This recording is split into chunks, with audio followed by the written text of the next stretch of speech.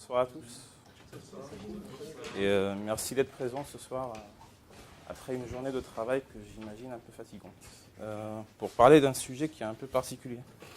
Donc on va parler programmation réseau, NIO, NETI. C'est un sujet qui fait généralement fuir les gens. Donc moi je considère que c'est un sujet qu'on peut considérer parmi les plus complexes quand on fait du développement. Avec la programmation réseau, la programmation concurrente aussi, c'est des sujets qui ne sont pas faciles à développer et dans lesquels on s'arrache un peu les cheveux. Donc généralement, ce qu'on fait, c'est qu'on donne des tâches sur ces sujets-là à quelqu'un qui se dit bien les maîtriser. Manifestement, vous êtes ici ce soir car vous voulez savoir comment faire pour créer des applications qui sont capables, on va dire, de gérer des dizaines de milliers, enfin des centaines de milliers de connexions concurrentes, voire plus. On aimerait quand même réduire les compétences requises pour atteindre ces performances, tout ça dans un environnement qui est facile et simple à utiliser. C'est la question auquel on va essayer de répondre ce soir. Donc on va parler NIO, on va parler NETI. Mais avant, j'aimerais quand même retourner en arrière et rappeler l'historique de la programmation réseau avec Java. À partir de la version 1 de JDK avec l'ancien modèle bloquant. On va voir l'introduction de NIO avec la JDK 1.4. On ne va pas voir sa mise à jour à partir de JDK 1.7. Et puis on va introduire NETI. Voilà, donc je suis Moulo Moussine, je suis consultant chez SWAT depuis 1 an et demi. Et je suis actuellement en mission chez Canal+, sur la plateforme VOD, vidéo à la demande.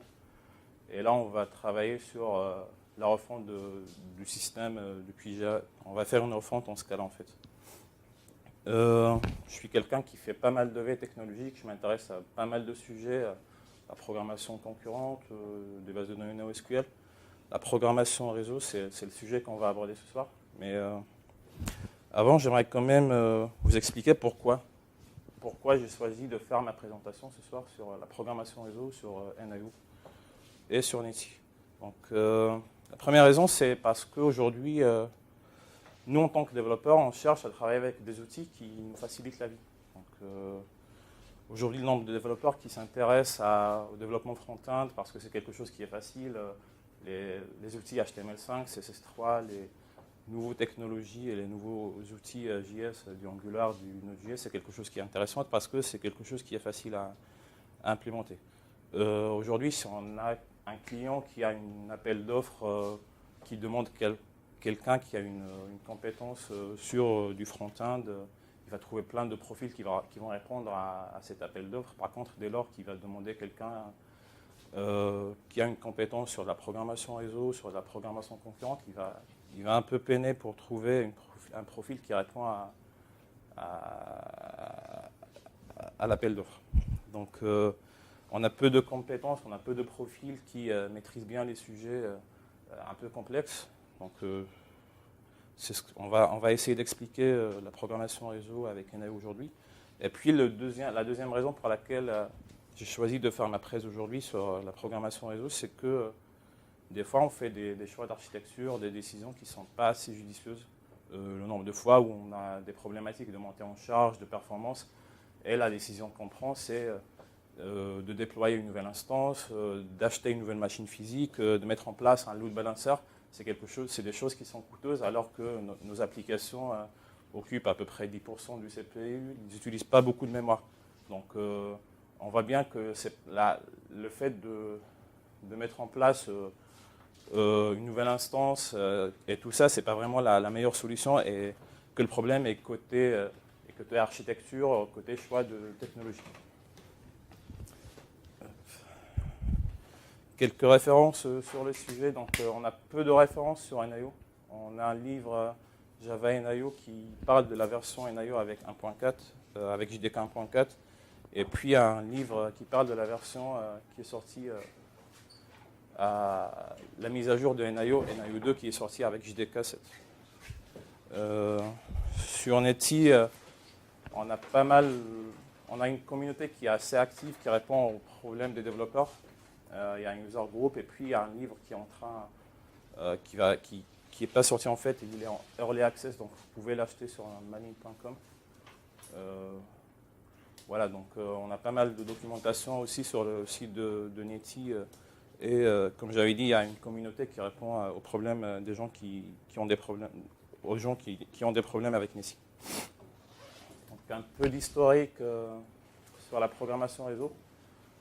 C'est quelque chose qu'on avait depuis la première version de Java. Donc le package Java.io, on l'avait depuis JDK 1.0. Java est sorti en 95 ou 96. Donc il y avait déjà le support de la communication réseau. Après, on avait une première mise à jour, une nouvelle version qui est NIO. Donc il y a des gens qui disent New Input Output ou des gens qui disent Non-Blocking Input Output. Et puis, il y a une mise à jour qui a été sortie à partir de la version 1.7 du JDK.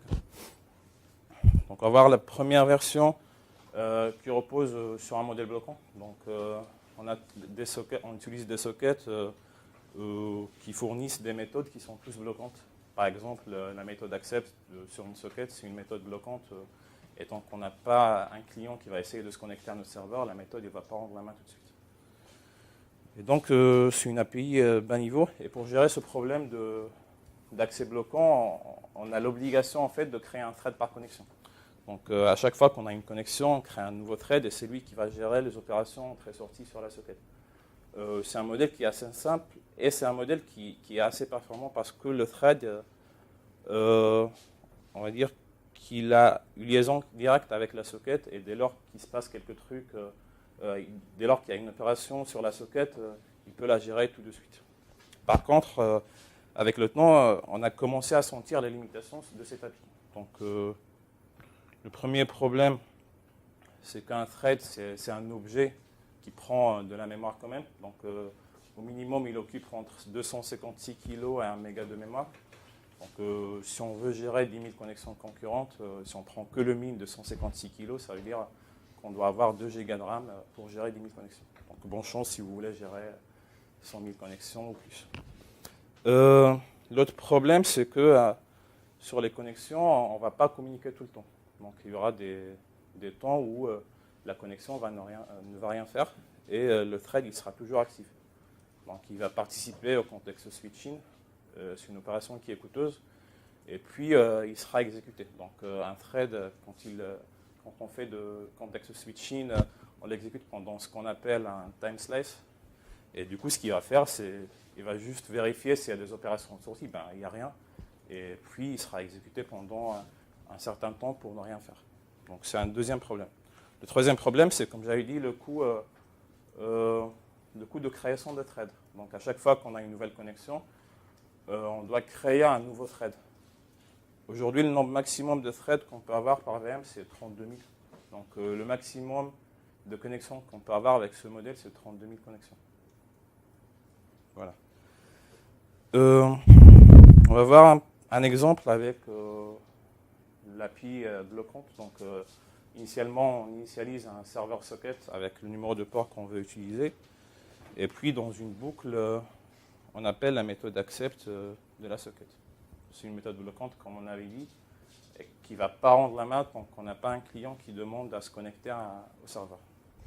Donc, une fois il rend la main, ça veut dire qu'il y a une nouvelle connexion.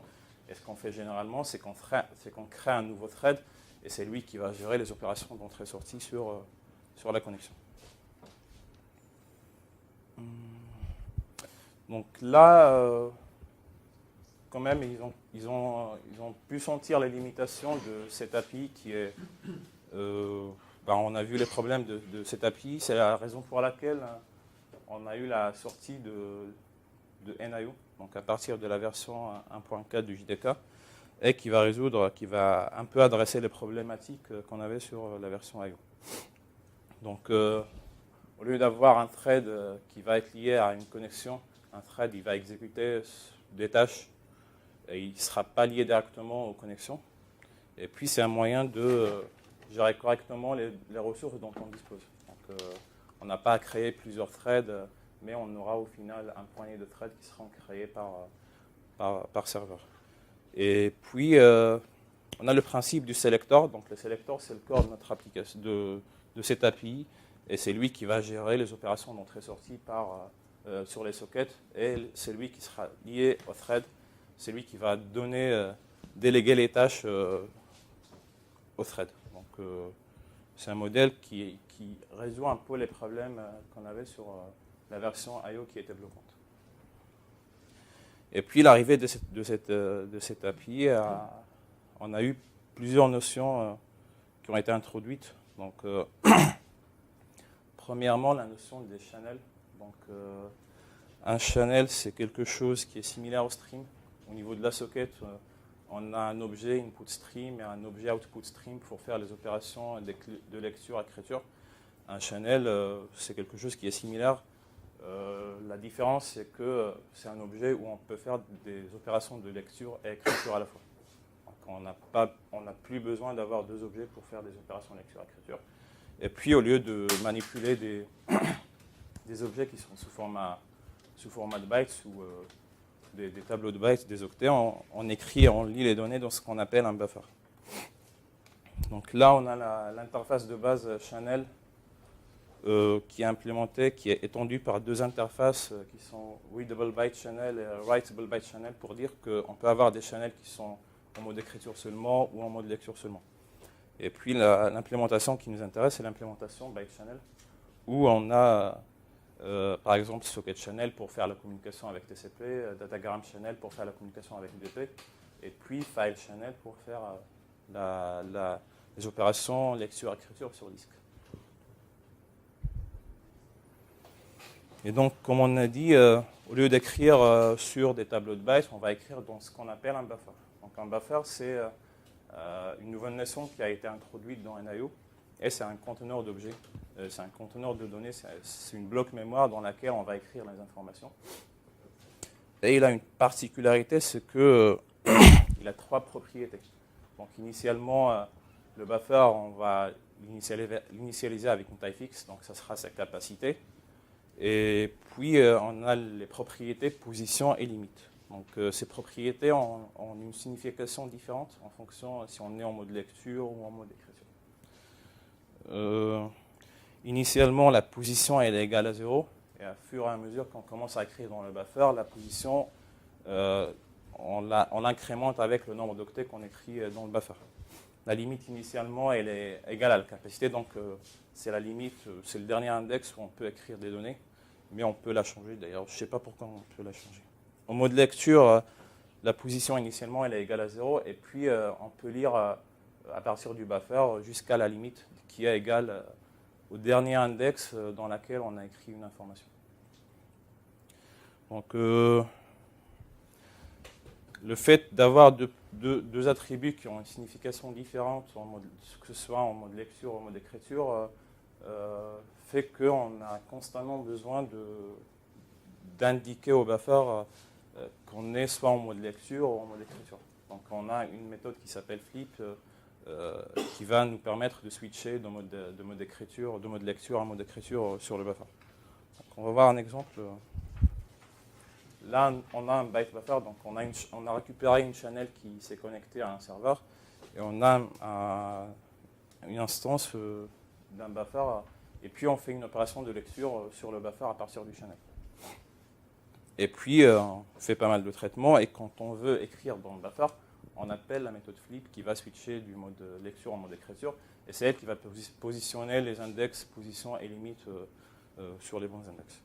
Donc là, on lit les informations, et puis à la fin, on appelle la méthode compact. Donc, elle va supprimer les informations qu'on a déjà lues dans le buffer, ou bien on peut appeler la méthode clear qui va carrément supprimer toutes les informations qui sont dans le buffer, même si on ne les a pas encore lues.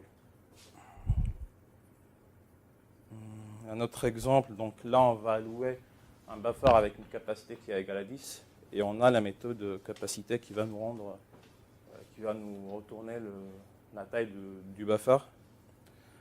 On peut écrire avec un appel absolu, donc on écrit dans un index précis. C'est une méthode qui ne va pas avancer la position du buffer. Et puis on peut explicitement avancer, c'était la position sur un index qu'on veut. Et là, on a un autre appel put où on ne donne pas en paramètre. La différence, c'est qu'ici, on donne en paramètre l'index où on veut écrire. Et là, on ne donne pas en paramètre l'index où on veut écrire. Donc, il va écrire à la position 5, c'est la dernière position. Il va faire avancer la position. Donc là, la position elle est égale à 6. On a une méthode pour savoir combien d'octets il nous reste pour faire des opérations d'écriture. Donc remaining, on a un buffer qui a une capacité de 10, on est à la position 6, donc il nous reste 4 buffers pour écrire dedans. Donc la limite, comme on a vu, on peut setter la valeur de cette limite. Si on la set à 7, la position elle est égale à 6, donc il nous reste un seul index où on peut écrire. On a des implémentations par défaut du buffer pour les types primitifs, donc char, double, float, etc.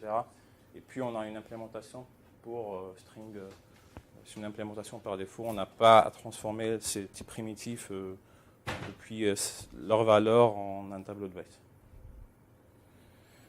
Et puis la classe la plus importante dans ce modèle NIO, c'est le selector. Donc c'est cette classe qui va gérer les changements d'état sur les connexions. C'est elle qui sera notifiée quand il y aura une modification, un événement ou une opération sur les connexions. Et puis un selector, comme on a vu, est lié à un seul thread. Une fois on a une connexion, on peut enregistrer cette connexion au selector en appelant la méthode register, qui est une méthode du channel, et en passant en paramètre ce qu'on appelle un interest. Donc c'est les opérations qu'on veut que le selector gère pour notre channel. Donc on peut passer soit, là en l'occurrence, on veut que le selector gère les opérations de lecture-écriture. On a accept qui va accepter les connexions et connect qui va faire la connexion avec les channels. Et puis le selector, comment il fonctionne, c'est on a une méthode select qui va parcourir toutes les channels qui sont installés dans le selector, qui sont enregistrés dans le selector. Il va tester s'il y a des opérations lecture-écriture qui sont dans ces channels. C'est un modèle qui est très différent de ce qu'on a vu avec l'ancien modèle qui est bloquant, mais c'est un modèle qui n'est pas assez performant quand on a peu de connexions concurrentes. Donc c'est un modèle qui marche bien quand on essaie d'avoir des centaines, plus de 100 000 connexions, mais dès lors qu'on a peu de connexions concurrentes, la méthode select, on peut observer des latences avec ce modèle quand on a peu de connexions. Et du coup, là, on a un modèle. Donc, on a des channels qui vont écrire et lire les informations dans un buffer.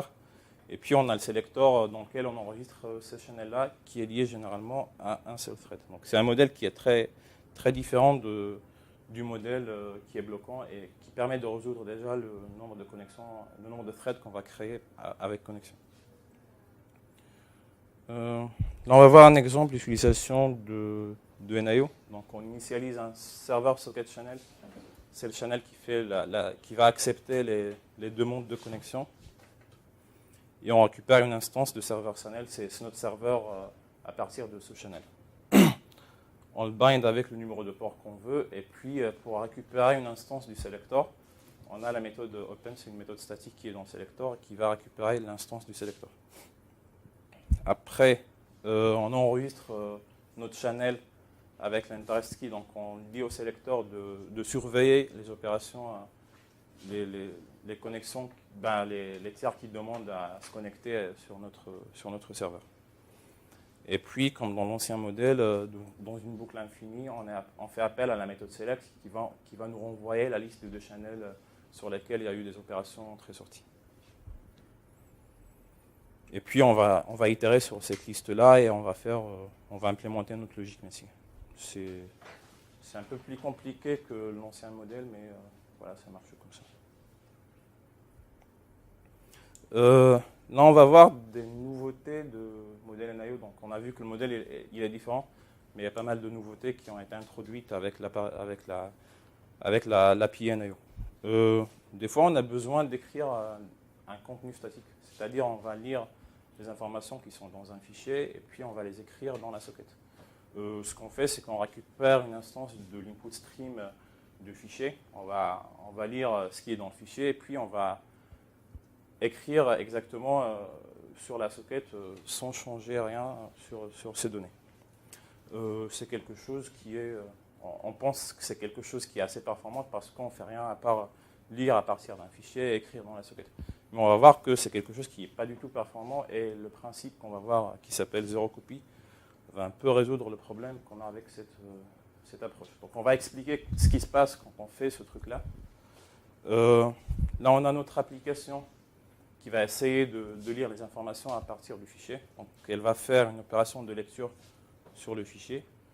Donc le fichier, c'est une ressource système, c'est une ressource kernel. Donc l'appel, il va faire un contexte switch du contexte applicatif au contexte du kernel. Le kernel, ce qu'il fait, c'est qu'il va lire le fichier, il va copier les informations dans un buffer, dans une zone mémoire qui est propre au kernel. Et puis il va répondre à notre application. Donc, il va copier une deuxième fois les informations depuis le buffer à notre application. Et là, on fait un deuxième contexte switch entre le kernel et notre application. Déjà, on commence à sentir qu'il y a des problèmes avec cette approche. L'application, elle écrit dans la socket. Donc la socket, c'est aussi une ressource système. Et du coup, on fait un troisième contexte switch et on fait une troisième copie. Alors que notre demande, c'est de lire une information qui est une ressource système et écrire dans quelque chose qui est aussi une ressource système. Et là, on fait pas mal de copies, on fait pas mal de contexte switch et c'est pas du tout performant. Donc avant NIO, c'est comme ça que ça fonctionnait. Avec NIO, on a un modèle qui est différent. L'application, quand elle va demander de lire les informations à partir du fichier et de les écrire dans la socket, elle appelle une méthode qui s'appelle transfer to. Donc on passe en paramètre la position, l'index à partir duquel on veut lire les informations depuis le fichier et le nombre de données qu'on veut lire. Et puis la target, c'est le channel, la socket où on veut écrire. Et ce qui se passe, c'est qu'on n'a plus de contexte switching, on a moins d'opérations de copie. Déjà, on n'a qu'un seul contexte switch.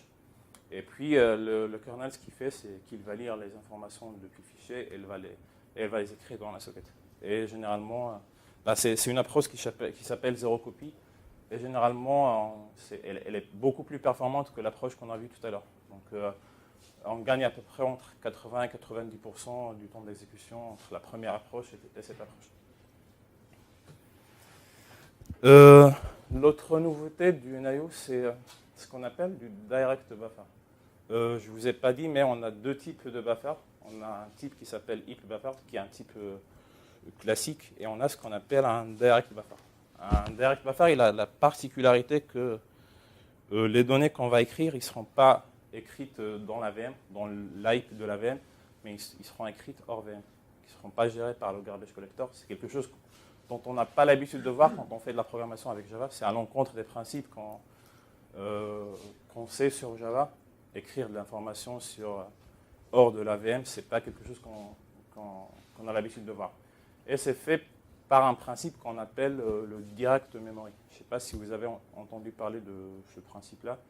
Je ne sais pas si vous connaissez l'existence de la classe unsafe sur Java. Non? La classe unsafe. En fait, il y a une classe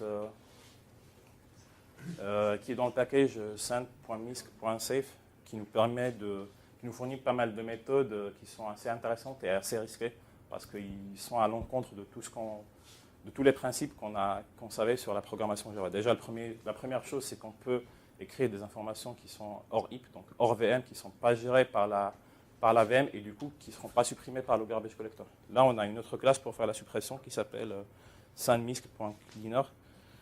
Voilà, donc si c'est quelque chose qui vous intéresse, on peut faire une démo, quelques exemples sur la classe unsafe, histoire de voir comment ça fonctionne.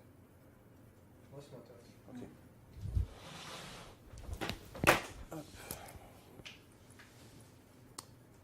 Alors, donc là, j'ai ma méthode main. Donc, comme on a vu, on a la classe unsafe qui est dans le package send.misc. C'est une classe, comme j'avais dit, c'est une classe qui est risquée. Donc on n'a pas de documentation sur toutes les méthodes. Et puis pour récupérer une instance de cette classe, si on fait un new unsafe, je ne vais pas tester, mais ça ne va pas marcher.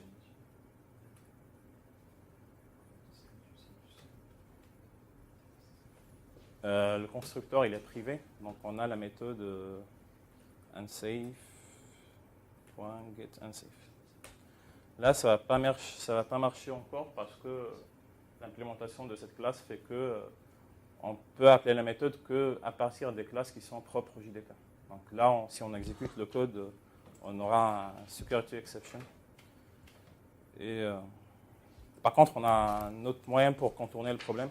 Donc on peut soit mettre notre classe dans ce qu'on appelle le boot class path. Je ne sais pas si vous connaissez le principe du boot class path. On a deux types de boot class path. On a les boot class path classiques et puis les class path classiques. Et puis le boot class path, c'est pour charger les classes qui sont dans le JDK. Donc on peut ajouter cette classe dans le boot class path et elle sera considérée comme une classe du JDK. La deuxième chose qu'on peut faire, c'est que... À partir des classes loader. Non, c'est au lancement, on fait boot class path. Ouais. On fait Java moins boot class path et puis on donne le chemin vers les classes qu'on veut charger. Donc l'autre moyen, c'est d'avoir une instance à partir en utilisant l'introspection. Donc la classe unsafe, elle a un attribut qui s'appelle the unsafe. Donc c'est ce qu'on va récupérer. Donc je fais unsafe.class.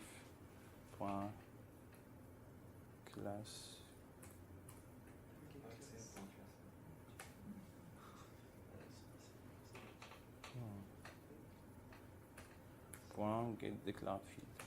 Donc là, j'ai accès à tout, aux attributs sur ma classe et l'attribut, il s'appelle the unsafe. Par contre, c'est un attribut qui est privé, donc je dois changer son type d'accès. Donc ce que j'ai à faire, c'est faire field.setAccessible. Field. Le nom de Je mets true, donc là, je peux accéder à la valeur qui est...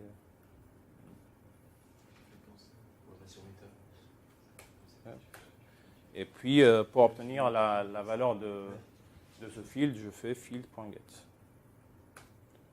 Je fais nul. C'est une méthode qui retourne un truc. Donc, je sais que c'est une instance de la classe unsafe.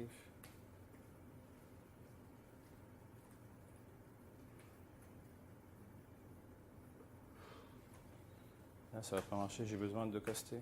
Ok. Donc là, on a pu contourner le problème. Au lieu d'avoir l'exception security exception, on a une instance de la classe unsafe. Et là, quand je vais lancer mon application, déjà, on n'a plus d'exception.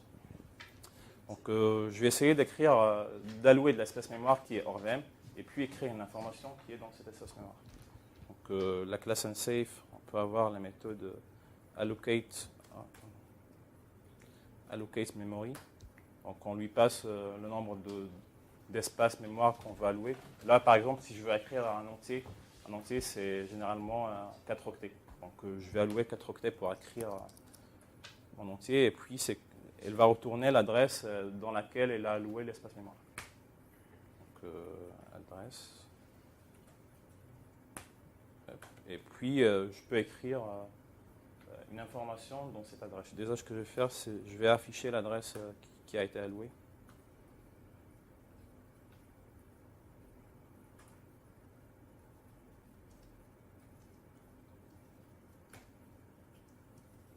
Et puis, je vais essayer d'écrire un entier dans cette adresse-là. Donc, je fais un save.put.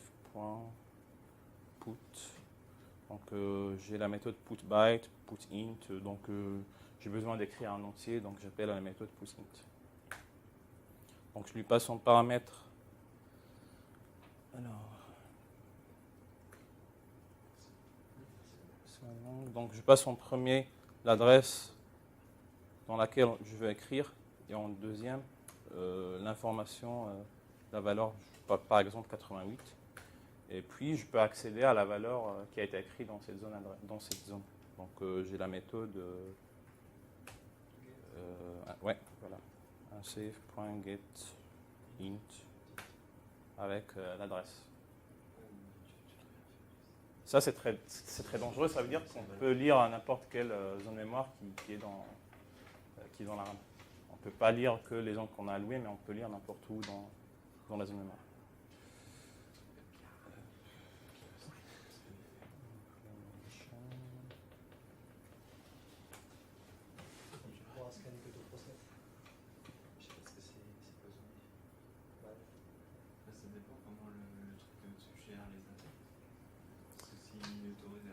sur un Unix.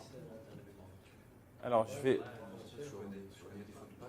je vais essayer de lancer ma classe Ah non, et on va vérifier ensemble que ça marche. Donc, l'adresse qui a été allouée, c'est, je sais pas quoi, 32, machin. Et puis, on a réussi à lire l'information qu'on a écrite dans la zone mémoire. Donc, on a écrit 88 et quand on a essayé de récupérer l'information, on a récupéré exactement la libérer. même. Comment? Il faut la libérer. Pour la libérer, je pense qu'il y a en fait, on a la classe cleaner. Donc, cleaner. Donc il n'y a pas le garbage collector qui va désallouer la zone mémoire. Donc, c'est plutôt la classe cleaner qui va le faire. Et on a besoin de le faire manuellement comme ce qu'on faisait avec C++. Mais c'est un avantage quand même. Ça évite de garbager à chaque fois si on a des données. Ouais. qui vont être- Et puis, on peut faire des choses qu'on ne pouvait pas faire avec Java. Par exemple, on peut créer des tableaux, le maximum de zones d'index qu'on peut avoir avec un tableau en Java, c'est integer par maximum, donc c'est 60 000 et quelques. Avec cette approche, on peut créer un tableau qui a 100 000 éléments, sans problème. Donc, ça va marcher. On va faire autre chose qui est assez intéressante avec la classe unsafe. C'est que des fois, on a besoin de lever une exception qui est unchecked. Donc, par exemple, IO exception.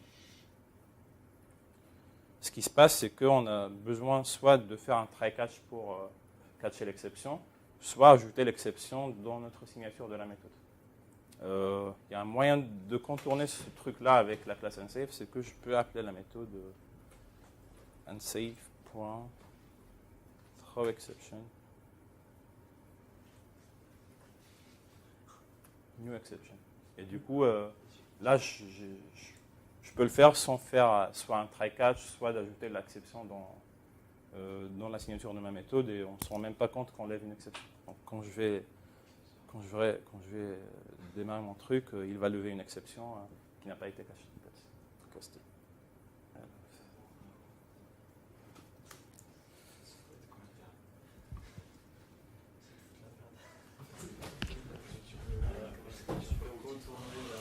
Donc voilà, c'est quelque chose qui est intéressant, mais mine de rien, c'est quelque chose qui est très on va dire, un peu risqué si on veut l'utiliser. L'implémentation de ces classes-là, elle est fixe ou elle peut changer? C'est-à-dire Parce que celles qui sont dans Sun.safe, List.safe. en général, elles peuvent être changées, les méthodes de comportement et tout ça. Je sais pas, j'ai jamais essayé. Il y a pas mal il y a pas mal d'exemples sur Internet. On peut déjà, par exemple, faire comme sur C++, quand on faisait size of pour allouer. On peut savoir quelle est la taille d'un objet, par exemple. On peut faire d'autres opérations qui sont... C'est quand même des mauvaises pratiques, quoi. Oui, mais c'est pas conseillé. C'est la raison pour laquelle on ne peut pas avoir une instance quand on appelle la méthode getInstance, mais il y a pas mal d'API qui utilisent la classe unsafe. D'ailleurs, il y a Oracle qui a commencé à envoyer un mail aux gens, aux développeurs qui committent sur les projets qui utilisent la classe unsafe pour leur demander quelles sont les méthodes les plus utilisées. Ça peut être un sujet qui sera développé, qui sera standardisé dans Java 9.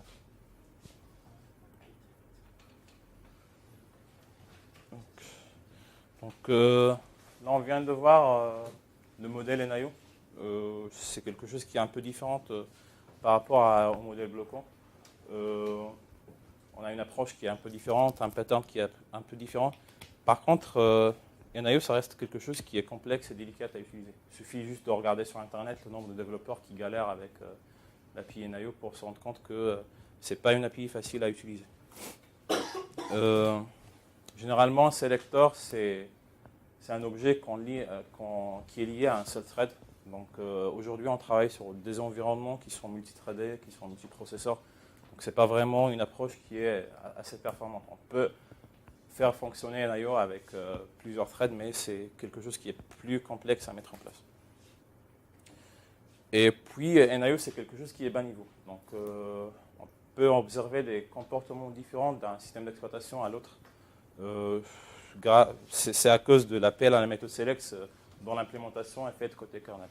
Donc généralement, l'implémentation elle est plus performante sur Linux surtout à partir de la version 2.6 du kernel. On a une implémentation qui est beaucoup plus performante que l'implémentation qui était avant, qui se base sur un principe qui s'appelle Apple. Et puis sur Windows, c'est un peu moins performant. Et puis cette implémentation Apple, elle souffre d'un problème avec Java qui a un fameux bug qui s'appelle le Apple bug. Donc il y a pas mal de gens qui ont rencontré ce bug et pour l'instant, ça n'a pas été résolu. On ne sait pas encore dans quel contexte le bug se produit. Ce qui se passe, c'est que la méthode select du selector dans la Javadoc, c'est écrit clairement qu'elle ne rend pas la main tant qu'on n'a pas d'opération sur les channels. Ce qui se passe, c'est avec cette bug, quand on appelle la méthode, elle va rendre la main tout de suite. Et c'est généralement une méthode qu'on appelle à l'intérieur d'une boucle infinie. Et ce qui se fait, c'est qu'on a une boucle infinie. Parce que la méthode select, elle rend la main tout de suite, même s'il n'y a pas d'opération. Et ce qui fait qu'au bout d'un certain moment, on a une utilisation 100% du CPU. Donc c'est un fameux bug qui n'a pas été résolu, je pense, pour le moment. Par contre, sur la méthode sur Select, il y a plusieurs modes. Il y a celle qui va rendre la main, mais il y a aussi non, la méthode select, elle est bloquante. Je ne sais pas s'il y a une méthode select il y a une auquel on peut. bloquante et une non bloquante, il me semble. Je pense Je que ça. souviens, D'accord, moi j'ai pas vu la méthode qui n'est pas bloquante. Mais dans le cas où c'est pas bloquant, qu'est-ce que tu vas faire après? Non, il existait en fait les deux versions. D'accord, ok. Mais là, le problème, c'est sur l'appel bloquant. C'est la raison qui a poussé pas mal de développeurs à travailler sur des applications qui sont basées sur NIO, parce que c'est quelque chose qui est bas niveau, donc on essaie de mettre en place une architecture qui fait abstraction du modèle NIO, tout en se basant sur le selector, sur le même modèle. Et c'est la raison pour laquelle il y a eu pas mal d'API qui ont vu le jour. On a oublié de citer le problème du buffer. Donc on a vu, on a une notion qui a été introduite qui est assez intéressante. Par contre, la manière avec laquelle elle a été implémentée, c'est un peu complexe. Et on a constamment besoin d'appeler la méthode flip pour switcher du mode lecture en mode écriture. C'est quelque chose qu'on peut oublier. Et si on l'oublie de faire cet appel-là, on peut avoir des erreurs. On peut avoir des erreurs. Et ces sources d'erreurs, ça induit les gens à faire des erreurs. Et c'est pas bien quand on fait de la programmation. Donc, c'est la raison pour laquelle il y a pas mal de gens qui ont commencé à écrire des API qui se basent sur Netty, comme j'avais dit. On a vu, il y a pas mal d'API qui ont vu le jour. Donc, on a généralement ceux qui sont les plus utilisés, c'est l'API d'Apache, l'API Mina. Il y avait une presse sur cette API à Devox l'année dernière. Il y a l'API Grizzly qui est une des API les plus connues. Et il y a Netty. Donc, c'est ce qu'on va voir dans cette deuxième partie. Netty, c'est une API qui se base sur NIO et qui offre un niveau d'abstraction qui fait que ça rend l'implémentation, l'utilisation de votre application réseau avec Netty beaucoup plus facile et beaucoup plus simple. Donc attention, quand je dis facile et simple, ça ne veut pas dire que ça souffre de problématiques de montée en charge, de performance. Il faut rappeler que Netty, c'est le fruit de contribution de plusieurs grandes entreprises, à savoir Twitter, Red Hat, il y a Facebook aussi. On a Cassandra, Elasticsearch, on a TypeSafe, le framework Play, il se base sur Netty. Ils vont se baser sur la prochaine version, sur le framework Sprite, qui lui aussi se base sur Netty. Et il faut dire qu'il y a pas mal d'évolutions qui ont été faites sur Netty suite à des besoins pour ses contributeurs, notamment sur la version 4. Et avec le temps, Netty est devenu un des projets les plus utilisés quand on fait de la programmation réseau, que ce soit dans des projets open source ou non open source. C'est un projet qui a été créé par Trusty Lee, donc celui qui est dans la photo. Et c'est quelqu'un qui travaillait chez Red Hat avant, et à partir de 2011, il travaille chez Twitter. Et c'est à partir de ce moment-là que Netty est devenu indépendant de toute entreprise. Mais ils sont surpris si on dit que Red Hat et Twitter sont les grands contributeurs sur le projet. Donc, comme on a dit, Netty implémente une couche d'abstraction qui rend les choses un peu plus simples et qui se base sur un pattern qui est asynchrone et event-driven. Donc c'est ce qu'on va voir dans la suite. Et c'est ce qui fait la force de Netty, c'est le fait que toutes les opérations dans Netty sont asynchrones. Donc qu'est-ce que ça veut dire toutes les opérations sur Netty sont asynchrones? Déjà, une opération asynchrone, c'est quand vous appelez une méthode qui va vous rendre la main tout de suite, mais qui va s'exécuter en tâche de fond. Donc vous n'allez pas bloquer en attendant que la méthode se termine. Et puis au lieu d'attendre, c'est libre à vous de faire un autre traitement, de faire quelque chose. Ça vous permet d'utiliser proprement les ressources de votre VM. Et puis une fois l'opération s'est terminée, elle va vous notifier par un des moyens. Donc on a la notion des callbacks. Généralement, on passe en paramètre un objet callback à la méthode. Et quand la méthode se termine, elle va appeler une méthode spécifique dans l'objet callback. Et puis, outre l'utilisation des callbacks, on a ce qu'on appelle les futures. Donc un future, c'est un autre moyen de faire les opérations asynchrones. Et une future, c'est un objet qui va vous rendre un résultat d'une opération qui va s'exécuter dans le futur. Donc une classe future, on a déjà une implémentation, une interface future dans Java avec l'API Java util.concurrent et qui a des méthodes, par exemple isCompleted pour savoir si la méthode s'est complétée ou non. On peut faire appel à la méthode get qui va bloquer, qui va attendre la fin du traitement. On peut annuler carrément le traitement et savoir si le traitement a été annulé. Donc Netty se base sur les futures pour implémenter le traitement asynchrone. Par contre, elle a une implémentation différente des futures en Java, parce que dans le futur en Java, on ne peut pas savoir dans quel état l'opération s'est terminée. Est-ce qu'elle s'est terminée avec succès ou est-ce qu'elle s'est terminée avec erreur? Et si jamais l'opération s'est terminée avec erreur, quelle est la nature d'erreur qu'on a eue? Donc l'implémentation sur Netty, elle s'appelle Channel Future Listener. Elle a deux méthodes en plus, plusieurs méthodes d'ailleurs, parmi lesquelles on a isAccess pour savoir si l'opération s'est terminée avec succès, isError. Et dans le cas où l'opération s'est terminée avec erreur, on a la méthode cause qui va nous rendre une instance throwable qui va nous dire quel type d'exception s'est levé avec l'opération. Et puis les Channel Future Listeners sur Netty, ils ont une autre particularité, c'est qu'on peut les associer à ce qu'on appelle des Channel Future Listeners.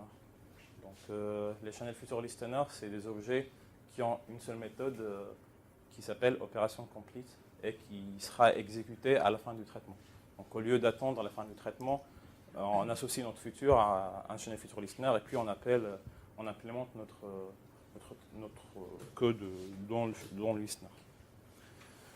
Donc on va voir un exemple. Là, on a un channel qui essaie de se connecter à un serveur. Donc l'opération connect, elle est une opération asynchrone, comme on a dit, et qui nous rend un objet de type channel future. Le channel future, on peut l'associer à un channel future listener, comme on a dit. C'est une instance qui a une seule méthode qui s'appelle opération complete.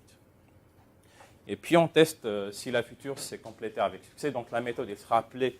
On est sûr que la méthode sera appelée une fois l'opération s'est terminée. Donc on est sûr que que l'opération s'est terminée. Donc on peut faire appel à la méthode isAccess. Si c'est OK, on fait une implémentation qu'on veut. Sinon, on peut récupérer la cause de l'échec de l'opération.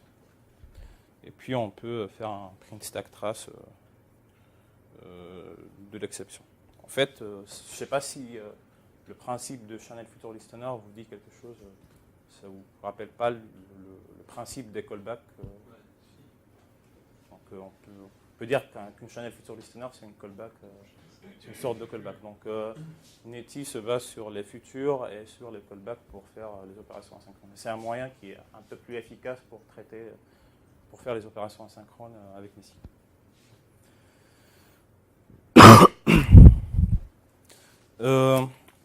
Qu'est-ce que ça veut dire Netty Event Driven? Donc, on a vu avec NIO, avec l'ancien modèle, qu'on a besoin de faire dans une boucle infinie, soit appel à la méthode select, soit gérer. En fait, c'est nous qui gérons les opérations d'entrée-sortie. Là, à chaque fois qu'il y a une opération, il y aura un événement qui sera déclenché pour nous informer sur les changements d'état qui sont sur les connexions. Ce n'est pas nous qui vont faire vérifier s'il y a des changements d'état, ce qu'on a à faire, c'est juste d'implémenter des méthodes qui seront déclenchées s'il y a des événements qui se produisent. Donc, type d'événement, par exemple, il y a une connexion ou des connexions où on a une opération lecture à écriture. Et Netty distingue entre les opérations entrantes et les opérations sortantes. Donc, on va voir après en détail ce que ça veut dire. Netty, en fait, comme on a dit, le modèle bloquant qu'on a vu tout à l'heure, c'est un modèle qui est assez performant quand on a peu de connexions concurrentes, du fait qu'un thread est lié à une seule socket et il peut savoir exactement tout de suite s'il y a une opération sur la socket. Par contre, le modèle NIO, c'est un modèle qui est performant si on a beaucoup de connexions concurrentes. Donc, quand on veut implémenter une application réseau, au début, on ne sait pas quel est le nombre de connexions qu'on va gérer à la fois. Et du coup, on ne sait pas quelle est l'implémentation qu'on va mettre en place. Est-ce qu'on va implémenter une opération bloquante, une implémentation bloquante, et si jamais on a des problématiques de montée en charge, on peut pas. La seule solution dans ce cas-là, c'est déployer de nouvelles instances pour gérer la montée en charge. Ou bien est-ce qu'on va implémenter un modèle qui est NIO et qui ne sera pas performant quand on aura peu de connexions à gérer. Donc c'est la question qui a été résolue par Netty. Donc Netty implémente plusieurs types de transports, dont le modèle bloquant, le modèle NIO. Un type de transport qui s'appelle local. Donc on peut faire communiquer des applications qui sont sur la même machine. Et un autre type de transport qui s'appelle embedded. Donc c'est pour faire la connexion, la communication dans la même VM. Ça peut être utile. On veut faire des serveurs embarqués ou autre chose. Et c'est très utile dans le cas où on veut faire des tests unitaires avec Netty. On va voir comment on peut faire les tests unitaires avec Netty après. Et puis il y aura d'autres types de transports qui seront gérés par Netty par la suite. Par contre, il y a un problème avec le type de transport bloquant. On fait implémenter un type de transport bloquant avec un modèle qui est complètement asynchrone. Donc, comment Netty a fait pour faire ça? Ce qu'ils ont fait, c'est... Un thread de thread. Non, c'est... La socket, elle a plusieurs options, en fait. Et parmi les options qu'on trouve sur la socket, ce qu'on appelle le saw timeout. Donc, c'est quelque chose qu'on peut setter sur la socket. Ça veut dire qu'on ne va pas bloquer infiniment, mais on va bloquer juste le temps du timeout qu'on a défini. Et c'est le seul moyen pour Netty de gérer ce type de transport. Il n'y avait pas d'autre solution. Le seul problème avec ça, c'est qu'une fois on dépasse la timeout, on aura une socket timeout exception. Donc Netty, il cache l'exception et c'est transparent pour l'utilisateur. Par contre, pour eux, c'est un peu problématique, c'est pas très performant. D'ailleurs, j'ai vu dans le code sur Netty qu'il y a pas mal de fois où sur les exceptions, ils suppriment carrément la stack trace parce que embarquer toute la stack trace, c'est une opération qui est coûteuse, donc ils suppriment toute la stack trace sur les exceptions sur Netty pour avoir plus de performance.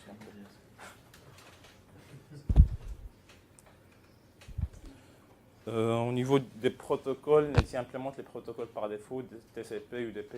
Mais on a deux types de protocoles en plus qui sont SCTP, c'est un protocole qui marche que sur Linux et qui se base sur TCP pour faire la communication en stream. Et sa particularité, c'est qu'on peut faire fonctionner un serveur avec... c'est un peu comme du peer-to-peer en fait. Et l'UDT, c'est un type de transport qui se base sur UDP, mais pour faire des opérations sur des données qui sont volumineuses.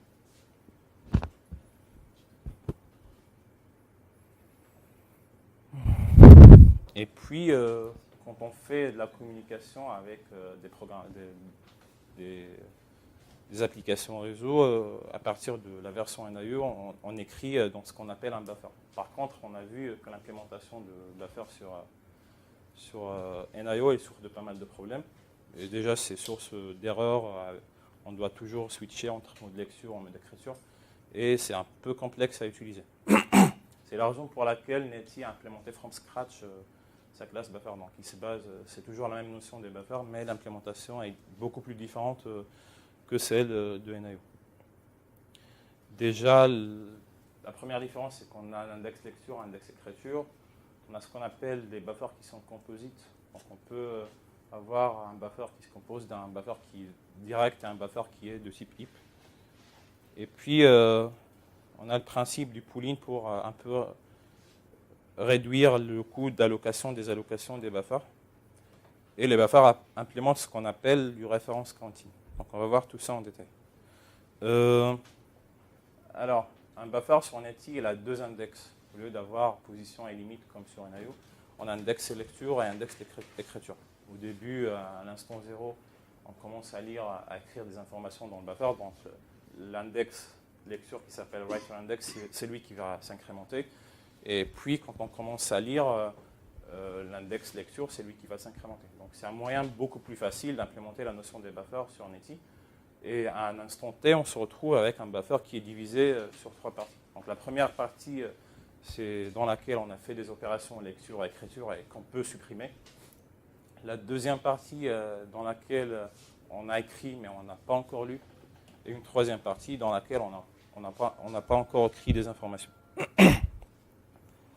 Aussi, des fois, on a besoin d'écrire une information dans le buffer. Par contre, il ne reste pas assez de mémoire pour écrire cette information. Donc, avec NetI, on a une capacité initiale, une capacité maximum. Donc, on peut allouer à un buffer en passant en paramètre les deux valeurs. Et ce qui se passe, c'est que il y a un buffer qui sera alloué avec la capacité initiale. Et une fois on aura besoin d'écrire des informations qui dépassent cette capacité, on va utiliser la max capacité.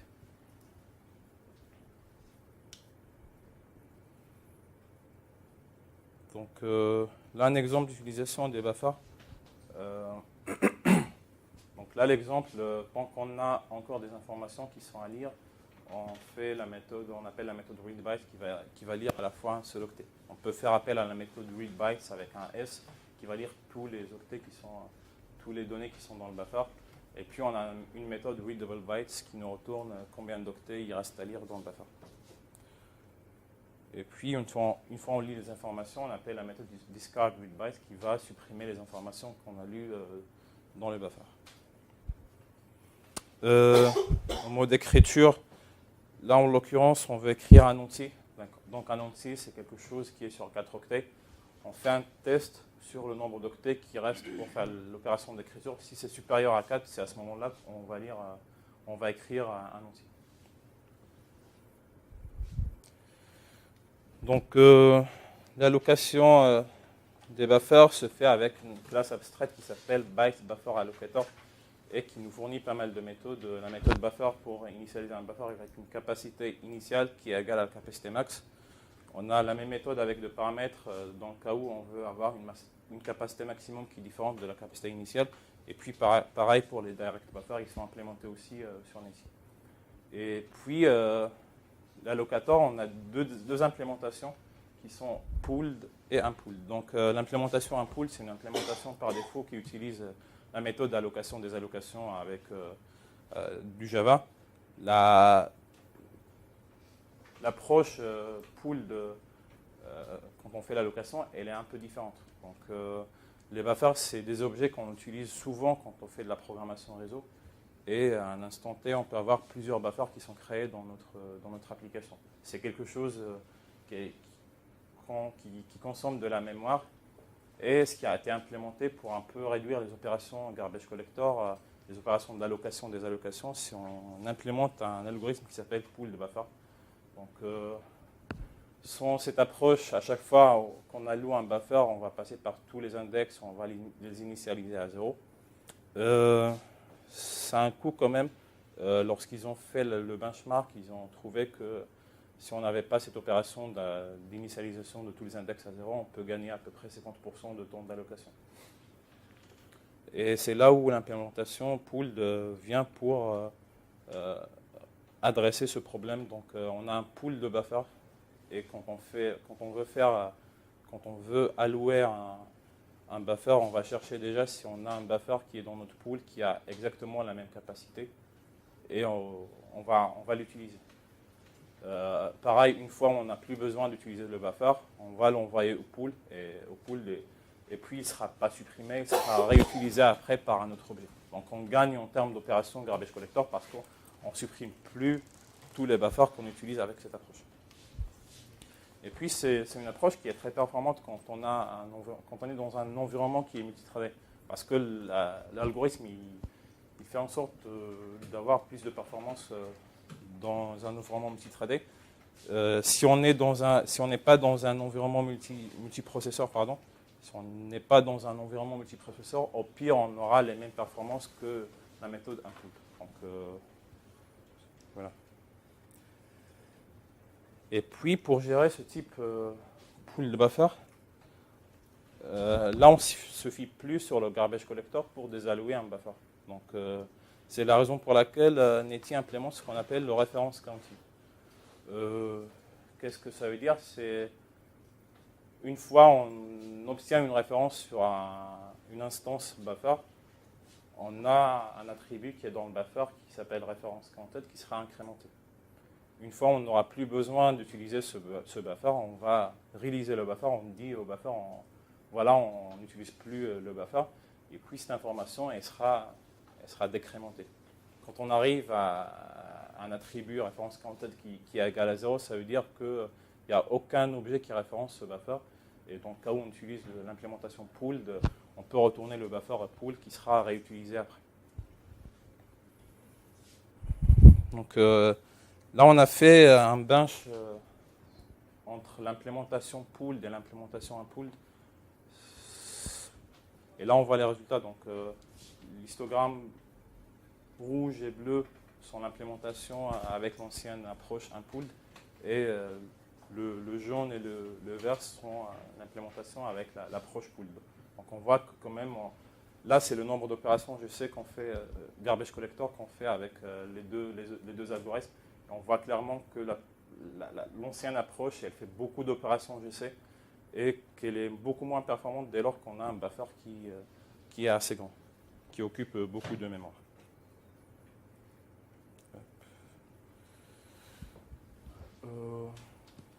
Là, on a vu comment Netty fonctionne, le modèle asynchrone, event-driven. On a vu la notion des channels. C'est des choses qui sont importantes. Mais la chose la plus importante quand on fait de la programmation réseau, c'est notre code métier. C'est notre logique métier. C'est là où on va implémenter notre code fonctionnel. Et c'est ce qui nécessite un peu plus de réflexion et de code à écrire. Donc, Netty, on peut implémenter notre logique métier dans ce qu'on appelle des channel handlers. Et c'est ici qu'à chaque fois qu'on aura une opération qui sera sur nos channels, il y aura une méthode qui sera exécutée dans le channel handler. Et ça va nous permettre de faire un peu le découplage entre notre logique métier et la configuration de notre serveur. Ça va nous permettre de réutiliser notre code source, et c'est quelque chose qui est type safe. On va voir ce que ça veut dire après. Donc on a l'interface de base qui s'appelle Channel Handler, et puis on a deux implémentations, deux interfaces qui étendent cette interface. Channel Inbound Handler, c'est pour gérer les opérations entrantes, et Channel Outbound Handler, c'est pour gérer les opérations sortantes. Donc, et puis ces interfaces, ils ont pas mal de méthodes. Quand on va créer un Channel Handler à base qui va implémenter ces interfaces, on aura à implémenter plusieurs méthodes. Donc Netty offre une implémentation par défaut qu'on peut utiliser si on ne veut pas implémenter toutes les méthodes du Channel Handler. Donc on a une implémentation Channel Outbound Handler Adapter qui est l'implémentation par défaut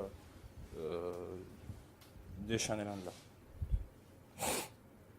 Donc là, comme on a dit, les inbound handlers pour les données reçues, les outbound pour les données envoyées. Et puis, pour un peu faire les choses d'une manière plus simple, ce qu'on peut faire, c'est qu'on peut chaîner plusieurs channel handlers. Donc on peut avoir un channel handler où on va exécuter des opérations de validation, par exemple, et puis un autre channel handler où on va exécuter des opérations, notre code source métier. C'est comme ce qu'on fait, c'est comme si on fait de la programmation multitiers ou si on veut utiliser ce truc-là. Comment ça se passe, c'est que les channel pipelines, on les enregistre dans un objet qui s'appelle, les channel handlers, on les enregistre dans un objet qui s'appelle channel pipeline. Donc, pour les opérations d'entrée, à chaque fois qu'on aura une opération, elle va parcourir toutes les méthodes de tous les channel handlers qui sont enregistrés dans le pipeline. Et pareil, pour les opérations de sortie, ils vont parcourir toutes les méthodes qui sont en sortie. C'est un moyen qui va rendre notre code source un peu plus simple et un peu plus facile à utiliser, et surtout plus réutilisable. Et puis ce channel handler, il a une implémentation par défaut. Il fournit pas mal de méthodes qui vont nous permettre d'ajouter des channel handlers, soit en premier, en dernier, de remplacer un channel handler par un autre ou de supprimer carrément un channel handler. Il faut juste faire attention à un truc, c'est que les channel handlers pour les messages sortantes sont gérés donc, en utilisant l'IFO last in, first out. Donc le dernier qui sera ajouté au channel pipeline, ça sera le premier qui sera exécuté. Et l'inverse, donc on sera en mode FIFO pour les messages sortantes.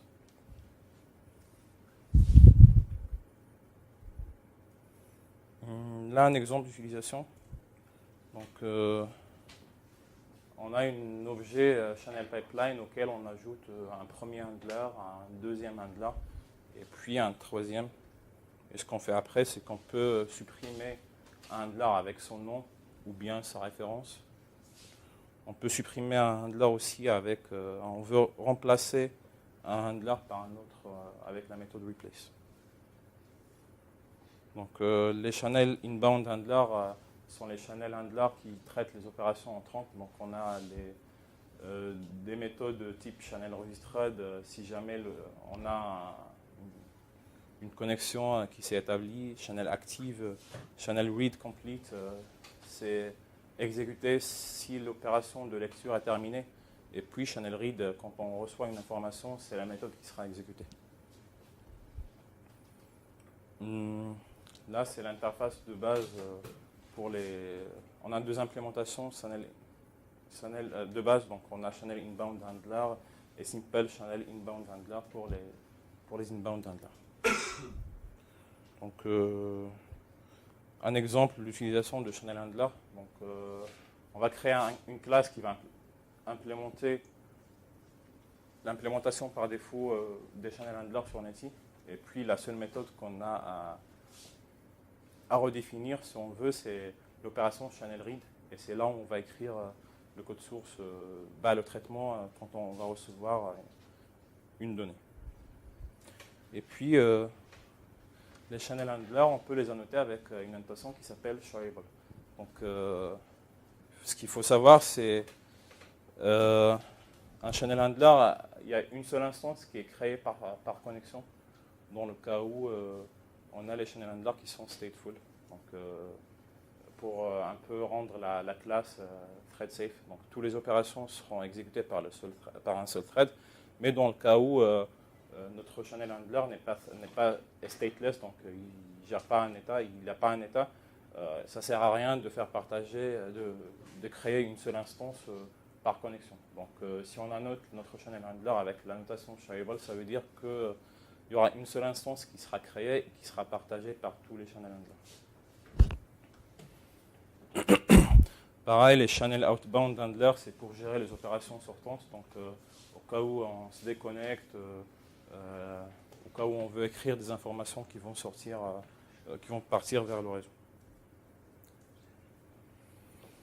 Et puis, quand on fait les opérations réseau, ce qui est écrit dans le réseau, c'est des données qui sont sous format de bytes. Donc, on a besoin de transformer nos messages qui sont des objets en quelque chose qui aura un format de bytes. Et une fois on reçoit l'information, on a besoin de transformer cette information qui est sous format de bytes en un objet avec un protocole ou une méthode spécifique. Donc c'est le rôle de Netty, sur Netty de l'encodeur et de décodeur. Donc on peut implémenter la logique d'encodage et décodage en dehors des channel handlers. Donc ce qui va nous permettre dans le channel handler de travailler avec des objets et non pas avec des messages sous format de byte. Et c'est quelque chose qui est assez intéressant. Par contre, ces encodeurs et décodeurs, on peut dire que c'est des types de channel handlers qui sont un peu spéciaux. Donc, comme on a dit, on peut chaîner des channel handlers. Et le premier channel handler qui sera exécuté, c'est celui qui va, par exemple, décoder le message. Donc un décodeur, ce n'est rien d'autre qu'un channel handler qui fait l'opération de décodage. Donc, un décodeur, il étend la classe channel inbound handler parce qu'il gère les opérations entrantes. Et un encodeur, il implémente channel outbound handler parce qu'il encode les messages qui vont sortir sur le réseau.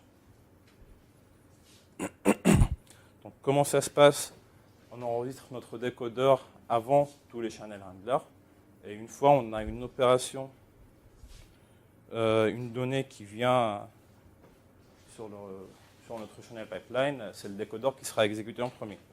Donc là, la méthode décode dans le décodeur, elle sera exécutée. Donc elle va transformer le message depuis le format byte en un objet. Et c'est à ce moment-là où on va déléguer la tâche au channel handler qui va travailler à ce moment-là avec des objets et non pas avec des bytes. Le décodeur, il a une méthode décode et décode last pour faire le décodage. Et puis un encodeur, il a la méthode encode pour faire l'opération d'encodage. Et puis, on a ce qu'on appelle les codecs. Donc les codecs, c'est à la fois un encodeur et décodeur dans la même classe. Donc ils regroupent les méthodes de décodeur et l'encodeur. Donc on trouve la méthode décode, décode last et encode. Et puis on a des implémentations par défaut aussi qu'on peut utiliser. Là c'est un exemple qu'on ne va pas voir parce qu'on va faire une démo après. Et puis l'opération d'encodage-décodage, c'est quelque chose qui est assez complexe à mettre en place quand on utilise des protocoles, par exemple HTTP, la sérialisation Java. Si on s'amuse à faire de l'encodage par nous-mêmes, on va jamais s'en sortir. C'est la raison pour laquelle il y a une API Netty, l'API transport de Netty, l'API codec, je pense. Elle fournit pas mal de codecs, de channel handlers qui vont nous permettre de travailler avec des WebSockets, des HTTP. On a pas mal de supports d'autres API aussi. Donc, ce qu'on a à faire, c'est juste d'utiliser ces channel handlers, ces codecs, au lieu de les implémenter par nous.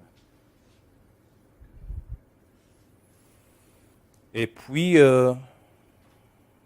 on a vu que les channel handlers, on peut les chaîner. C'est un moyen simple de travailler quand on fait de la programmation réseau. Par contre, on aimerait bien avoir quelque chose qui va nous garantir que notre message il a été encodé en premier, qu'il a passé par tous les channel handlers et qu'en sortie, on a fait exécuter ce qu'on a voulu. Donc, Netty nous offre un moyen de faire les tests unitaires sur les channel handlers avec le type de transport qu'on a vu tout à l'heure, qui est embarqué. Donc, le type de transport embedded, on peut faire fonctionner Netty sur la même VM. Et c'est le moyen avec lequel on peut faire des tests unitaires avec Netty. Et du coup, on a un type channel spécifique qui s'appelle embedded channel, qui va écrire des données entrantes ou sortantes. Donc on a la méthode write inbound et read inbound qui va écrire et lire des données entrantes, et puis write outbound et read outbound pour lire et écrire des données sortantes. Ce qui se passe, c'est que une fois on appelle la méthode, par exemple, write inbound, elle va passer par tous les channel handlers de notre pipeline, et puis à la sortie, elle va retourner dans notre embedded channel.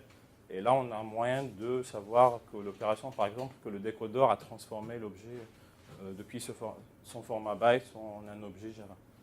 Et puis, pareil, pour l'opération d'écriture des données qui vont sortir sur la socket, ça va parcourir toute la channel pipeline et on aura moyen de tester que tout fonctionne bien.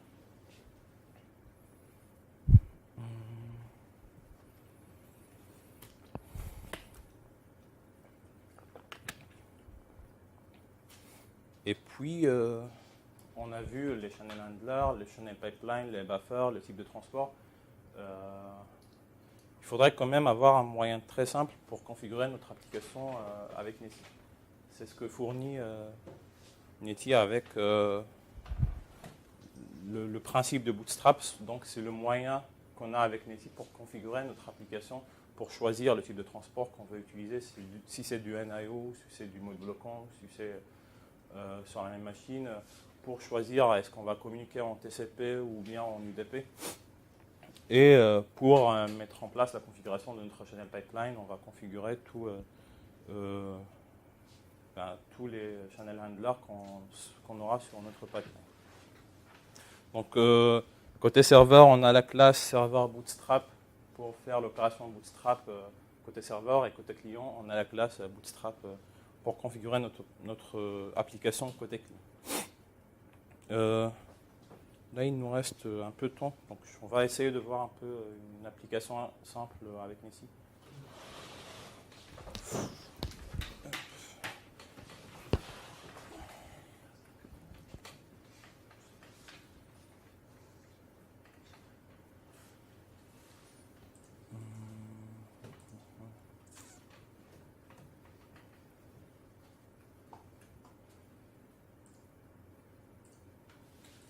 Là, je vais créer ma classe qui va me permettre de faire l'opération de bootstrap.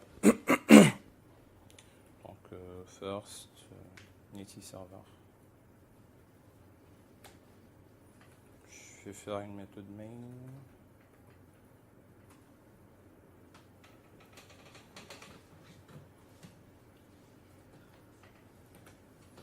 Puis, je vais créer une méthode statique. Void boot. Donc là, comme on a dit, pour bootstrapper un serveur, on a la classe serveur bootstrap. On va essayer d'obtenir une instance de cette classe.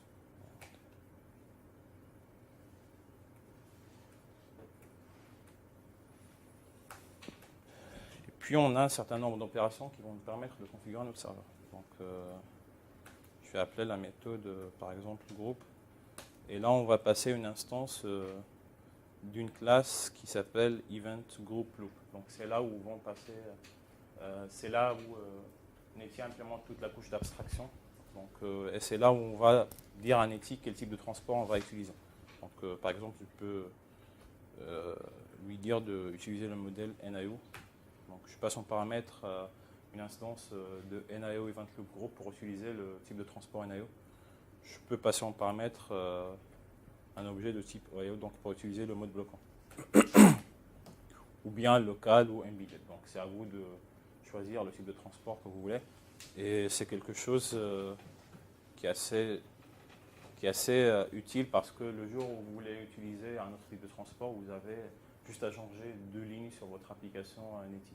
Ce n'est pas quelque chose qui est coûteuse, à l'inverse que si on utilise implémente l'API NIO pour faire une refonte de NIO en mode bloquant, c'est quelque chose qui sera très coûteuse.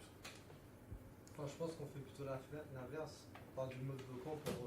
oui, mais des fois, si on a peu de connexion, on peut faire la refonte vers le mode bloquant. Ouais. Donc après, on a la méthode child handler channel. Là, on va spécifier le type de channel qui sera créé, qui va gérer les demandes de connexion à notre serveur. Donc, et là, le type de channel doit être du même type de transport que ce qu'on a utilisé ici. Donc, si je mets par exemple NIO Server Socket Channel, ça ne va pas marcher. Parce que là, je suis en train de créer une channel qui est de type NIO pour... et là, je suis en train d'utiliser un type de transport qui est bloquant. Donc, à l'exécution, on aura une exception qui va dire que ça ne va pas. Donc,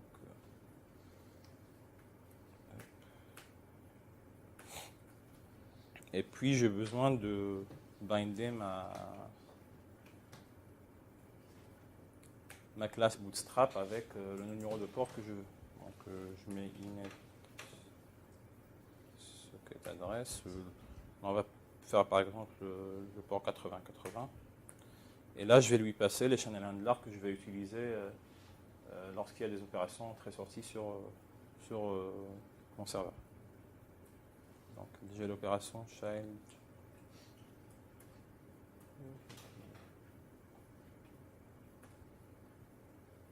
Non.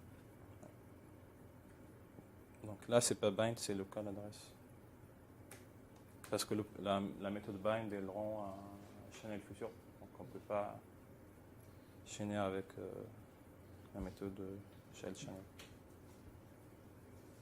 Donc là, je vais lui passer la liste des channel handlers qu'il va exécuter au moment où je reçois des opérations.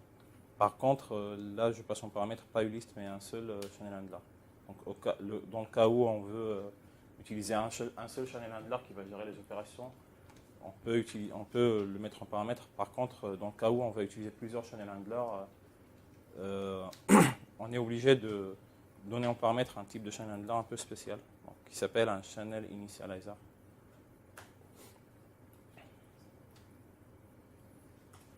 Et qui a une méthode qui s'appelle init channel. Donc c'est là où on va configurer notre channel pipeline.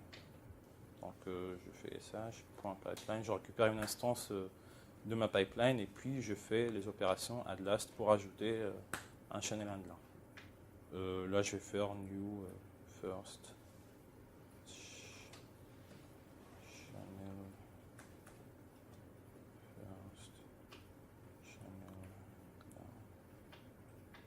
Donc là c'est une classe que je vais créer par la suite. Voilà. Et puis, ce que j'ai à faire après, c'est de binder, c'est de faire en sorte que mon serveur commence à accepter les connexions. Donc, je fais serveur bootstrap.bind. C'est une opération qui rend un channel future listener, et qui rend un channel future, que je peux utiliser d'ailleurs. Et puis, là, on va utiliser le channel future listener qu'on a vu tout à l'heure. Donc, ce qu'on peut faire, c'est future.add listener, new channel future listener. Et comme on voit, on a la méthode opération complete. Donc on fait le test si l'opération s'est complétée avec succès. Donc future.isSuccess. Par exemple, je vais écrire server bound. Sinon, je vais lever une exception. Donc,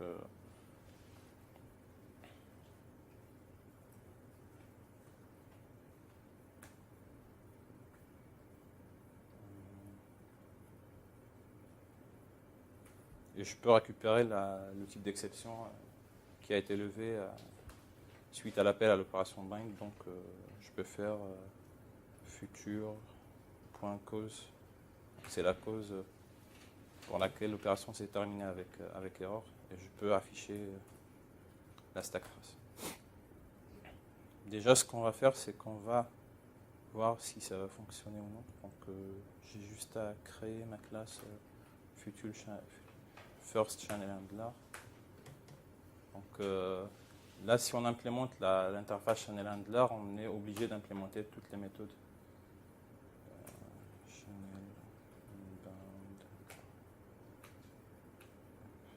Et là, on a une dizaine de méthodes qu'on a implémentées.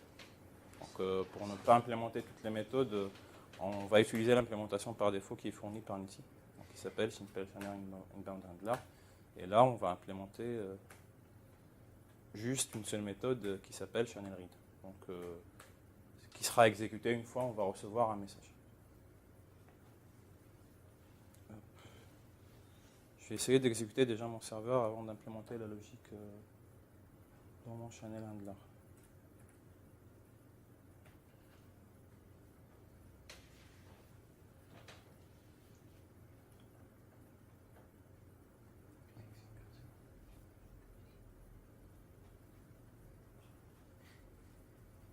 Qu'est-ce qui se passe? On n'a pas eu... Quoi? La méthode mail, Ouais. il faut faire la tâche. Merci. C'est l'effet des mots. Donc on a server bound, ça veut dire que l'opération bind s'est exécutée avec succès, qu'on est entré dans l'opération complete de notre channel future listener et qu'on a affiché le message qui est ici. Donc je vais arrêter et je vais implémenter ma logique métier. Donc là je sais que mon type de message que je reçois c'est un byte buff. C'est un buffer.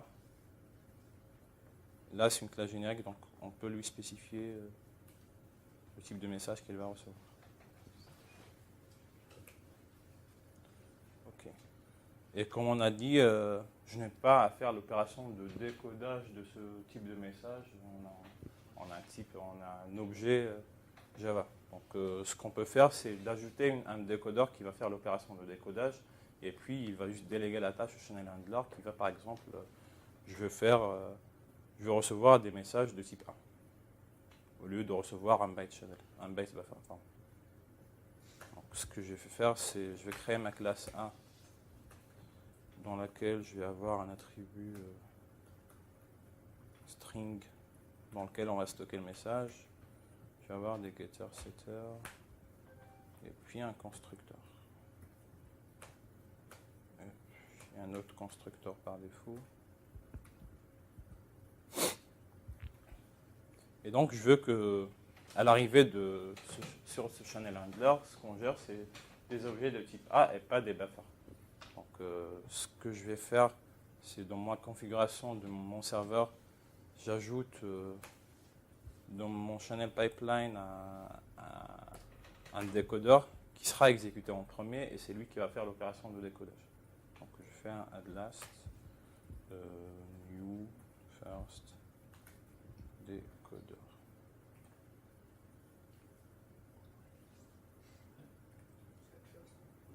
Il y a un truc. Tu disais que c'était pour le inbound, c'est du LIFO.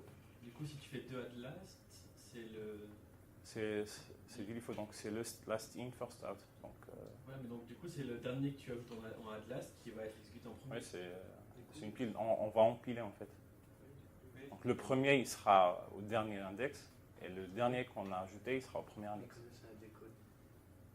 Il doit être fait en premier. Donc ajouter en dernier. Comment ? Si c'est un décode, il doit être fait en premier, donc ajouter en dernier.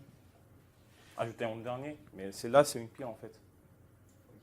Donc, en dernier dans la pile, c'est où? non, en fait, quand on dépile, on prend le premier qu'on a ajouté. Donc le premier, c'est celui qui est en haut de la pile, et pas celui qui est en bas de la pile. Le premier, c'est le dernier. Oui, le premier, c'est le dernier. C'est pas clair. Hein. Oui, c'est clair. En fait, on ajoute... Oui, mais le décode, on va le faire en premier. Ouais. Ouais, tu le mets en haut de la pile. Et pourquoi c'est Atlas? En fait, Atlas, elle va l'ajouter à la fin, Ouais, et pas au début. Donc, le décodeur, il sera le premier dans mon pipeline.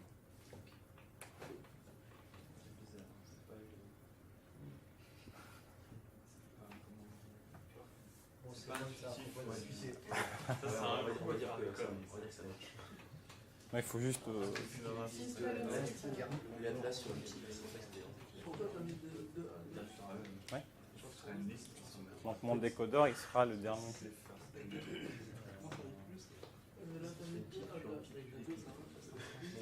Donc j'ajoute le décodeur en dernier, et puis quand je fais un add last, le channel handler, il sera le dernier. T'as déjà un Q en plus. Bon, ça, c'est parce que t'as utilisé Atlas, ça m'avait Donc pas- je peux faire ici add first, ça apparaît plus simple. Ouais, voilà. Merci.